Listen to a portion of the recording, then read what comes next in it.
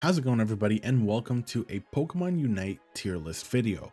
So today I'm going to be analyzing the new patch that we just got today, and I'm going to be making some changes to the current tier list. So this tier list right here is the official tier list on the Unite DB. So it's not a fan-made tier list, it's not my tier list, it's something that a lot of people do consider kind of to be official. So I'm going to be taking this, I'm going to be talking about all these new changes that we got, and then I'm gonna just be moving around Pokemon to how I see fit. So yeah, let's get started.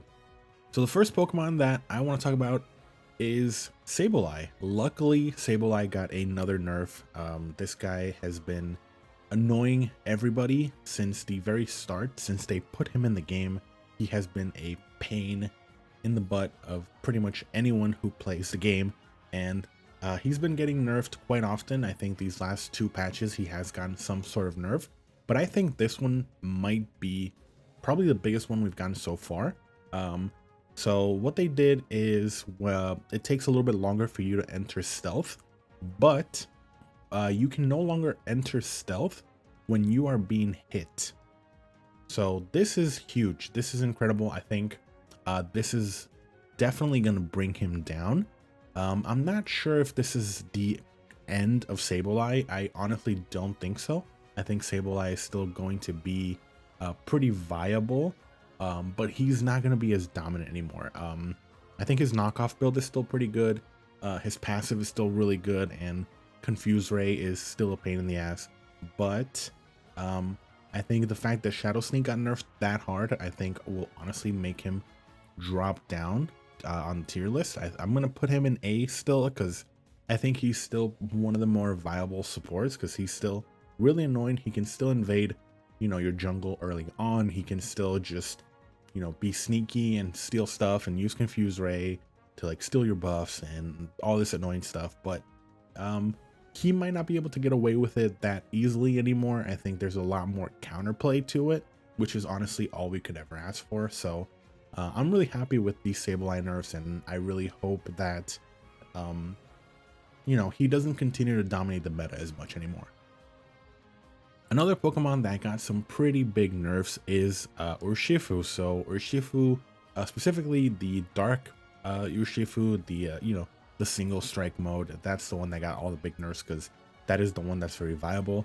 Now when you're charging Wicked Blow, the damage reduction is a lot less, which is fantastic, because that was extremely overpowered. Also, the damage on Wicked Blow also got reduced. His Unite move damage also got reduced. I think that these nerfs are great, and I think definitely deserved, because Urshifu was kind of a powerhouse since basically they patched him in. So I'm really hoping that this will make him a lot more balanced. I don't think any of these nerfs were like just completely devastating, but I definitely think that they are enough that he is no longer like an S tier Pokemon. So I'm gonna move him down also over here to the A tier, and then we'll see from there. And speaking of Urshifu, there is the Water Strike Urshifu. So I think before this patch, if you played the Water Bear, you were trolling, but I honestly think that we have gotten to a point where it's okay to play the Water Bear.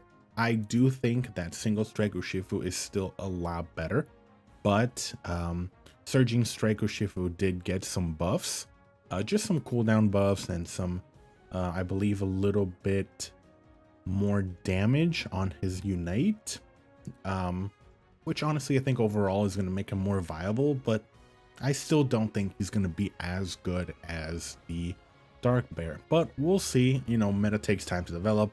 We could see some more utility from the Water Bear, but yeah, that's all very it's still very early to tell, so we'll see as the patch moves on, but I don't think it's completely unviable anymore. Another nerf that we saw was Scyther. Now I think this Scyther nerf was pretty heavy.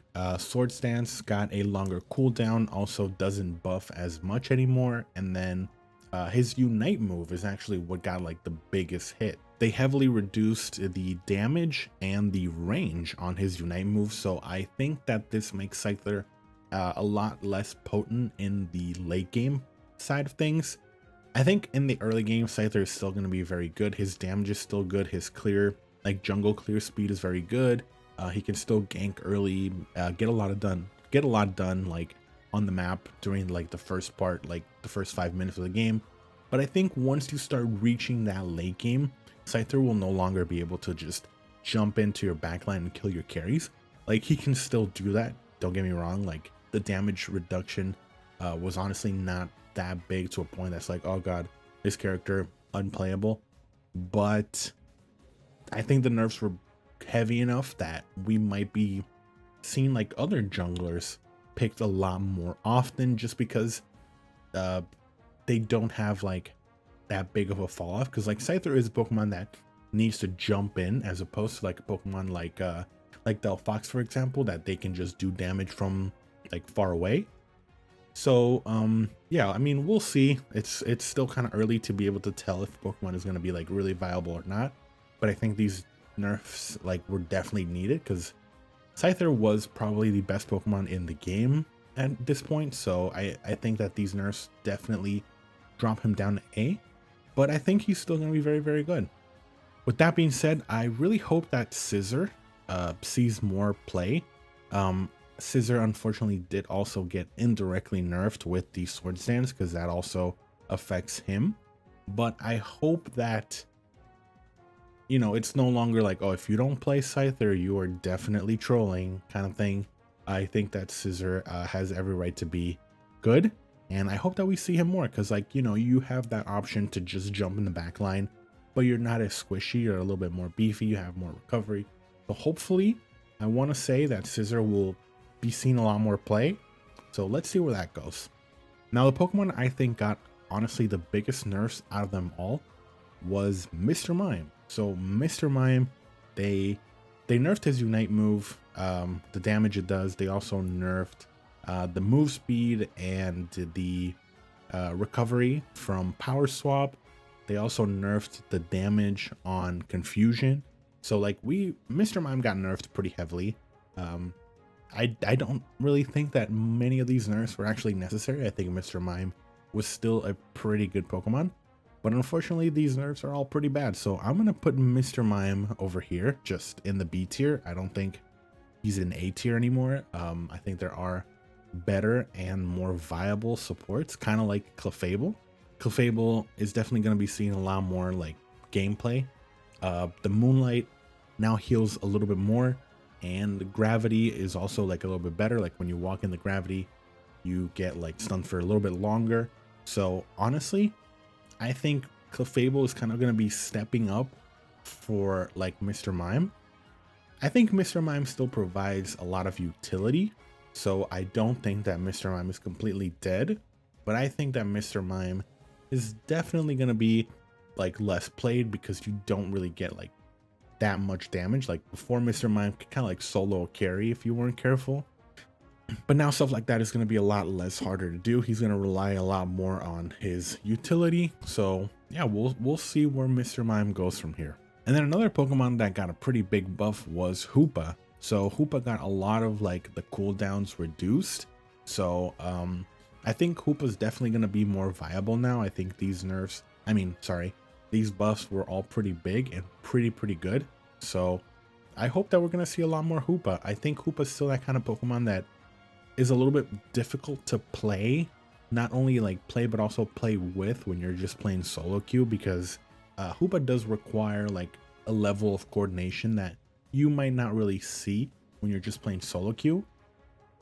But when it comes to like, you know, like when you're duo queuing with a friend, or like playing 5 stacks, or like when it comes to like pro play, I think Hoopa is going to be a lot more viable, because you can actually coordinate these portals, go in, go out, like, you know, 5-man dive the bot lane. So, you know, all the stuff that we love to see.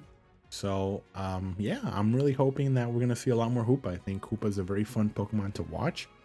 Also a very fun Pokemon to have on your team when they are good and they know what they're doing. So yeah, I'm ready to kind of like see this Hoopa meta just kind of evolve a little bit more. And then the final Pokemon that got changed was Dragapult. Dragapult has honestly been a really good Pokemon ever since he got added in, but they buffed his Shadow Ball by 15% the damage that it does. And honestly, I think that might be enough to kind of push him to S tier. I think he was already one of the better junglers.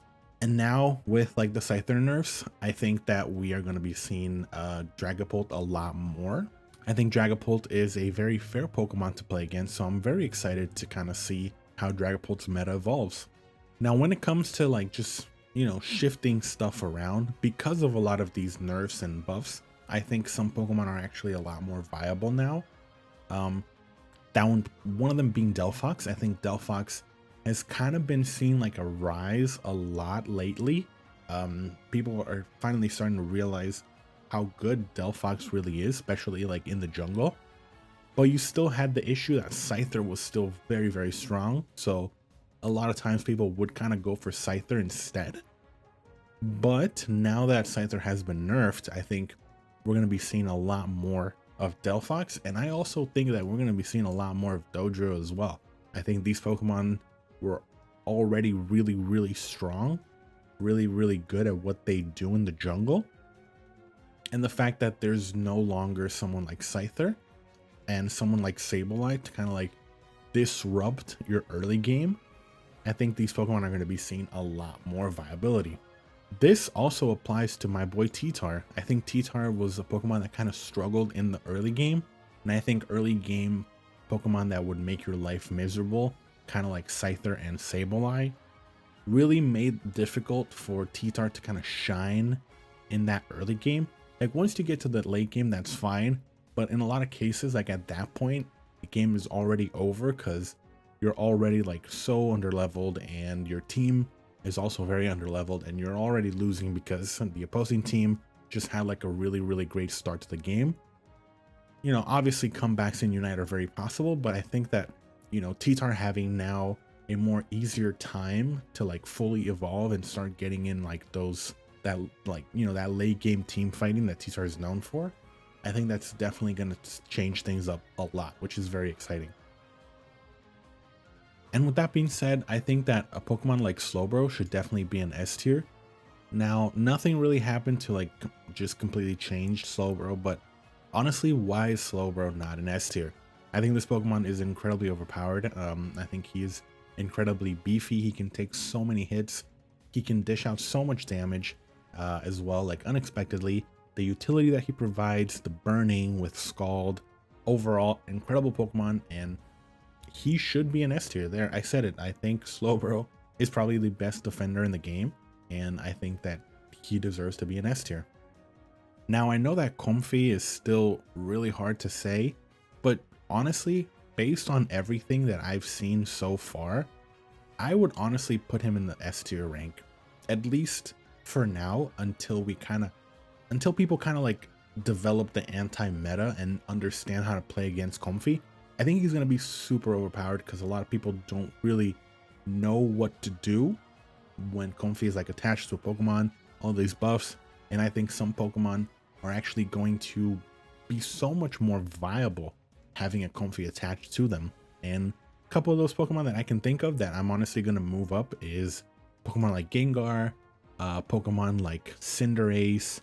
You know, these Pokemon that are just very squishy but deal a lot of damage. I think once you have Comfey attached to them, they are going to just wreak havoc on your entire team.